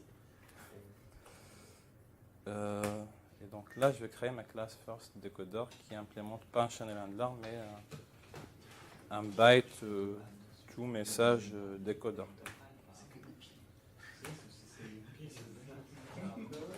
Tu prends une liste chez elle, c'est pas bien. Et puis j'ai l'opération, j'ai la méthode décode, et là où on va faire l'opération de décodage de notre byte buffer en une instance de notre classe. Donc ce que je veux faire, c'est A égale new A. Et à la fin, je vais ajouter mon objet A à la liste des objets qui sont en paramètre dans ma méthode de décode. Donc ce que j'ai à faire, c'est object.add mon instance de classe A. Et puis c'est ici où on va faire l'opération de décodage. Donc ce que je fais, c'est je crée un tableau de bytes où on va stocker les informations qui sont dans le buffer. Donc la longueur de tableau, c'est le nombre de bits, le nombre d'octets qu'on n'a pas encore lu dans le buffer. Donc je peux utiliser bytesBuffer.readableBytes. Donc ça va nous indiquer le nombre d'octets qu'on a à lire dans le buffer. Et puis ce que je peux faire, c'est je set a.setMessage. Alors avant, je lis ce qui est dans le buffer. Donc, bytesBuff.readBytes. Donc on va lire tout ce qui est dans le buffer et après on va c'était l'attribut message de mon instance de classe 1. Donc new string bytes. Là c'est un exemple simple, mais vous pouvez imaginer que votre classe a plusieurs attributs et que c'est un peu plus compliqué. Donc le fait de découpler cette logique de décodage de la logique qu'on va implémenter dans notre challenge handler, c'est un avantage quand on travaille avec Nessie. Donc là, à l'arrivée à ce handler, on est sûr qu'on va manipuler un objet de type 1. Donc ce que je peux faire, c'est afficher message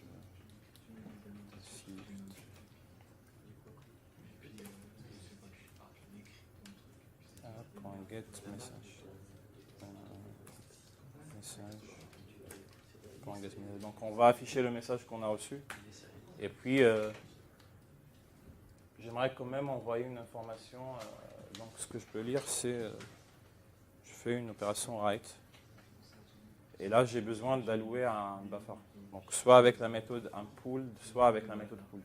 Donc si on veut le faire avec la méthode unpooled, on a une classe qui s'appelle unpooled.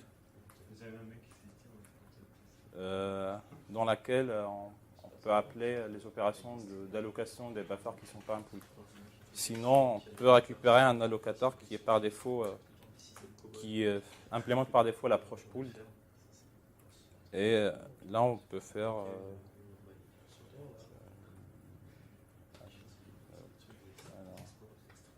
donc l'allocateur prend un buffer et j'initialise un buffer avec la longueur du message, donc message.getMessage.length. Donc là, j'obtiens une instance d'un byte buffer. Et puis j'écris dedans le même message que j'ai reçu en entrée. Donc je dois faire appel à la méthode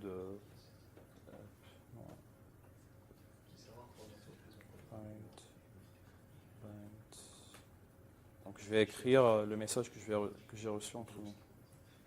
Message.getMessage.getBytes. Et j'écris dans mon channel le buffer. Donc .write flash. J'ai besoin de faire appel à la méthode flash parce que si on ne fait pas appel à la méthode flash, on ne va pas envoyer les informations qu'on a lues dans le buffer. On va juste les écrire et ils vont passer par toute la chaîne pipeline, mais ils ne seront pas écrites dans la socket. Il faut dire que l'opération flash, c'est une opération qui appelle une méthode kernel et c'est quelque chose qui est coûteux. Donc si on s'amuse à chaque fois à faire une opération flash, c'est un peu coûteux. Donc soit on fait write and flash, soit on peut écrire beaucoup de données et on fait à la fin appel à la méthode flash. Et c'est beaucoup plus performant que si on fait appel à write and flash à chaque fois. Et là, j'écris mon buffer.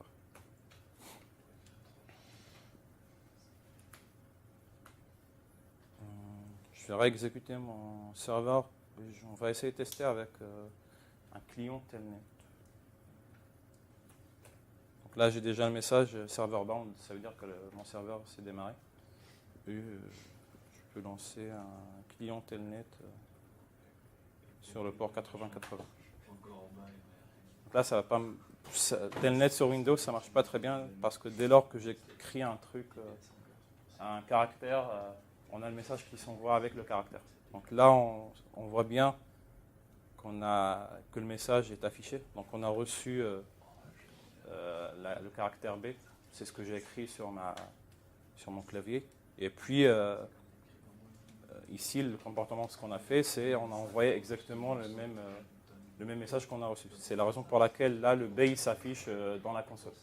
Si j'enlève cet appel, on ne verra pas la message s'afficher sur la console. Donc je vais réexécuter ma classe et on va tester.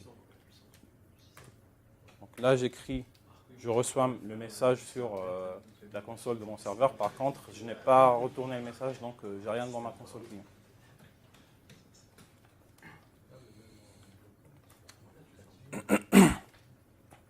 Et puis, par exemple, ma logique métier fait que je ne peux pas recevoir des données qui sont vides. Donc, une fois que j'ai des données qui sont vides, je lève une exception. Ce que je peux faire, c'est que je teste if message.getMessage.trim.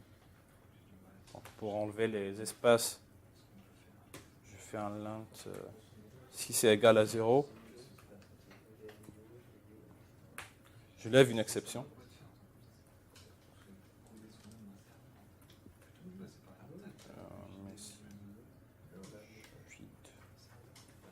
Et je ne veux pas gérer l'exception dans ma méthode channel read. Je veux que j'ai une méthode qui va gérer tout type d'exception et qui va retourner un message, le même message, quel que soit le type d'exception. Donc ce que je peux faire, c'est d'implémenter la méthode, de redéfinir en fait la méthode qui s'appelle exception quote. Et cette méthode, elle sera exécutée à chaque fois qu'on a une exception qui sera levée sur toutes les méthodes. Donc là, c'est un moyen qui va nous permettre de centraliser la gestion des exceptions avec une. Donc ce que je peux faire là, c'est écrire par exemple un message context.write unpooled. Donc là, c'est pour créer des buffers de type unpooled. Copier de buffer. Là, la méthode, on va écrire un message, c'est elle qui va transformer le message en un byte buffer. Et j'écris error, par exemple, plus, je récupère l'exception, donc cause.getMessage. Qu'est-ce que j'ai fait? Ouais, j'ai besoin du charge.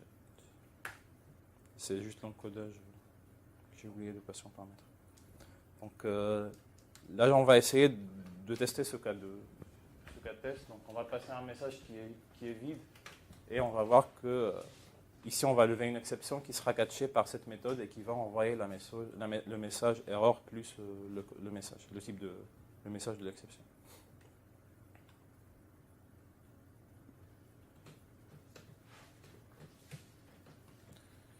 Donc j'ai mon client, j'écris un premier caractère donc, je vais recevoir, mais là je vais écrire un espace. Donc là j'ai levé une exception qui a été catchée ici. Alors, par contre, j'ai pas fait un flash, donc je vais pas écrire sur la socket. Je vais juste stocker l'information, le truc. Donc, ce que j'ai à faire, c'est write and flash. Et là, ça va marcher. Ok, j'ai créé un espace. Et là, on a reçu côté client erreur message vide. Donc, c'est un moyen de centraliser toutes les exceptions qu'on a quand on fait. On travaille avec le channel handler. Donc on a pas mal de méthodes qui nous permettent de gérer plusieurs types d'opérations. Par exemple, channel complete. Donc là, la méthode elle sera exécutée une fois on a terminé les opérations d'écriture. Et c'est là où une bonne pratique, c'est de faire appel à la méthode flash dans cette méthode et pas de faire systématiquement à chaque fois qu'on écrit dans le channel. Donc ce qu'on peut faire, c'est faire appel à la méthode flash dans cette méthode. Je réexécute.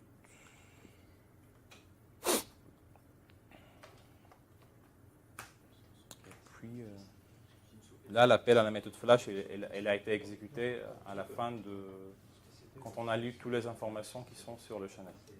Voilà. Donc vous pouvez vous amuser à ajouter pas mal, à implémenter, à redéfinir les méthodes que vous voulez. Et puis, Là, la configuration du serveur, c'est quelque chose qu'on met une fois pour toutes, mais c'est pas quelque chose qu'on va modifier beaucoup.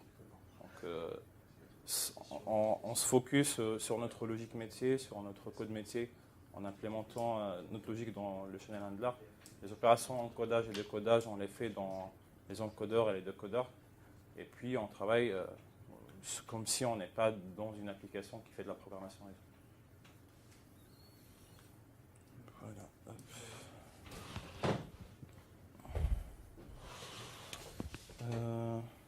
Donc, je vais conclure.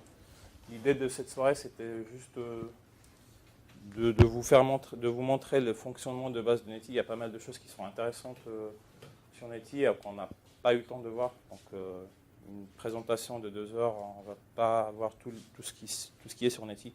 On n'a pas vu le support des protocoles HTTP, WebSocket qui sont assez intéressantes. Donc, c'est juste pour vous dire que le développement de l'application réseau, c'est quelque chose qui n'est pas assez complexe quand on utilise la bonne implémentation.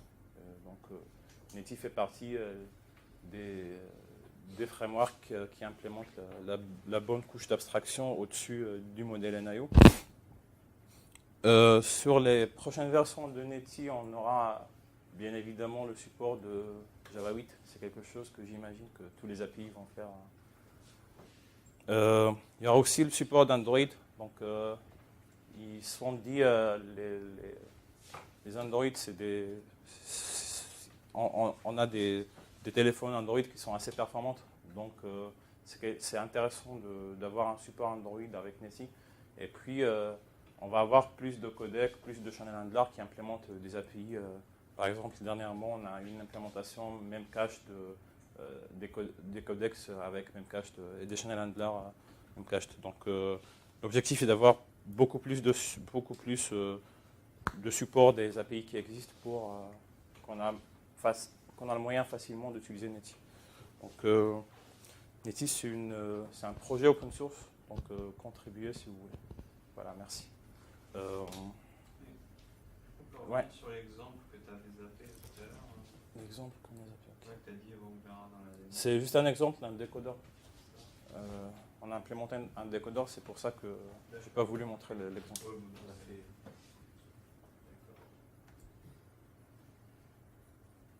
D'accord. Voilà, si vous avez des questions.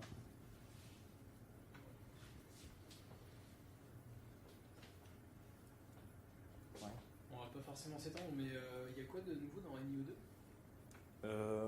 Dans un AE2, on a juste le moyen de faire la gestion des opérations en asynchrone. Donc, on a un nouveau type de transport qui s'appelle AIO, donc pour dire asynchrone input-output.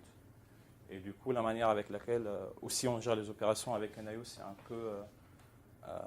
elle est un peu différente du NIO sur la version 1.4. Donc, on utilise un peu le principe des futurs. Donc, au lieu de faire while true et de faire tout un mécanisme, on peut passer en paramètre un objet qui peut être considéré comme une callback qui sera exécutée une fois on a une opération lecture-écriture. C'est les seules modifications qu'on a avec la version NAU2. Ça, tu l'as utilisé dans le contexte de Canal+. Non, sur Canal+, on utilise Codefront, le framework Play, mais j'ai utilisé Netty dans une mission où on avait un problème, en fait, où on avait besoin de gérer un peu plus de 100 000 connexions par seconde, parce que là, le projet consistait à installer des capteurs sur des bâtiments qui vont envoyer, par exemple, 3 ou 4 mesures par seconde. Donc, on avait plusieurs capteurs qui étaient installés sur les bâtiments de nos clients et ils envoyaient beaucoup de requêtes. Et du coup, Netty nous a permis de gérer, avec le modèle qu'on a mis en place, à peu près 200 000 connexions par seconde.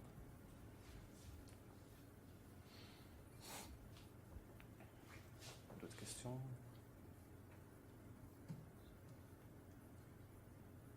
Bon. Ben, voilà, je termine ma presse. J'espère que ça vous a plu. vous allez découvrir un truc nouveau. Donc, je vous invite à voir un peu plus de la documentation. Pour ceux qui veulent avoir le livre, je peux vous le donner en format électronique. C'est peut-être une question par rapport. Au début, tu parlais des autres librairies qui existent en fait. Et qu'est-ce qu'elle va peut-être avoir de plus par rapport aux autres Parce que sachant que tu disais qu'il y en a qui étaient un peu plus connus, qui étaient un peu plus utilisés. Non, je dis qu'ils sont parmi les API les plus utilisés, mais je ne dis pas que c'est ceux qui sont les plus utilisés. Aujourd'hui, d'après ce que je sais, c'est Netty l'API la plus utilisée quand on fait la programmation réseau. Donc, voilà. Après, je ne sais pas plus comment c'est implémenté les modèles sur Grizzly ou sur l'API Apache Mia. Et c'est quoi qui vous a poussé à faire ce choix justement dans ta mission de utiliser Netty plutôt que les autres Franchement, je ne sais pas. Bah, déjà, on sait que Netty, c'est le plus performant. Donc, et plus en termes de réponse ou déjà la rapidité d'exécution et puis le fait on peut gérer la montée en charge si on a beaucoup d'opérations, si on a beaucoup de connexions à gérer. On a le modèle qui est beaucoup plus facile. Je sais pas si plus performant. ouais.